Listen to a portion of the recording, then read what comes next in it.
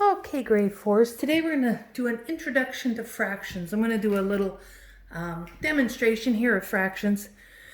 If we were in class together, I'd get you all to do this with me. So it is a good thing. If you have a piece of paper, try this out. You'll get a good idea of what fractions are.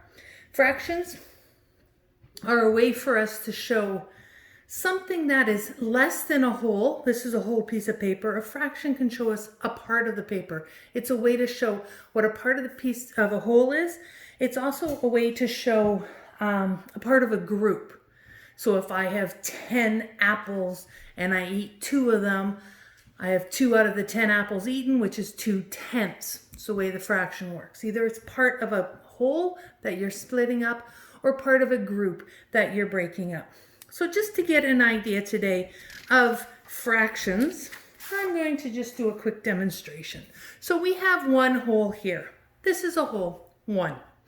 Now if I was to fold it like this and cut it in half, actually I'm going to rip it in half, it'll be a lot faster. If I was to rip it in half, then I have 2 pieces. Together they make a whole. But I have 2 pieces. If I take one of these, I have 2 pieces. My whole now is cut into 2 pieces. So my denominator is going to tell me how many pieces I have. How many pieces has it been cut into? And my numerator, so this is a denominator. I'm just going to put a D there for now because it won't fit on there. And the numerator tells us how many pieces I'm looking at. I'm just looking 1 out of the 2 pieces. So this is 1/2 of the big piece of paper. So if I am to take this piece of paper now and fold it like this and split it up, if I was to do that to both of these now, I would have 4 pieces. So if I cut these into 2 and this one into 2, so I'm going to cut this one into 2 too. And now, instead of halves, instead of 2 pieces, my piece of paper is cut into 4 pieces. So my denominator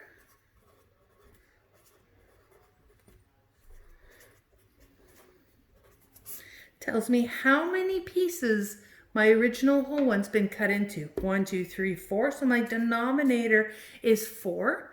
And if I pick up one of these, I have 1 out of the 4 pieces. I have 1/4. If I was to take 2 of these, I would have 2/4, which would be the same as 1/2 of the piece of paper. So I have these together. I'm going to make that into a half here. So this was a half, these 2 together. This one here is a 1/4 now. Now if I am to take this one now and cut it in half,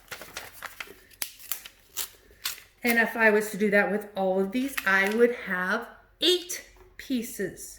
So now this piece is 1 out of the 8 pieces, or 1/8 of the whole.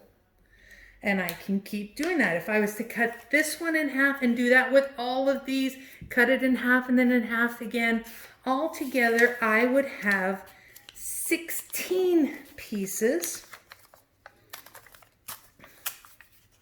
So this is 1 out of 16 pieces. If I take the original whole one, I can fit 1, 2, 3, 4, and 4 up. I can fit 16 of these into the one whole. So this is 1/16. And I can keep going. If I do it again, it is, if I did that to all of the paper, cut it into pieces this size, it would be 1/32. 1/32. I would have 32 pieces and this is one of them. So that is just a view of fractions. If I do this one, it's going to be 1/64. could do it again. It would be 1/28. I could keep doing it. but I'm going to stop now. A couple things we need to learn with fractions.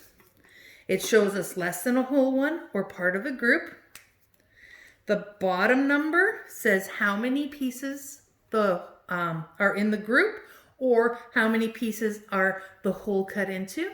And the top tells me how many pieces I'm looking at. So, a couple things that are very important with fractions. Number one, your pieces have to be the same size. If I was to take a piece of paper like this and cut it like this and say, okay, I have 2 pieces from the original one, so this is 1/2. No, that is not correct because they are not the same size. So when you have a fraction of something, if the denominator says 2, the 2 pieces have to be exactly the same size.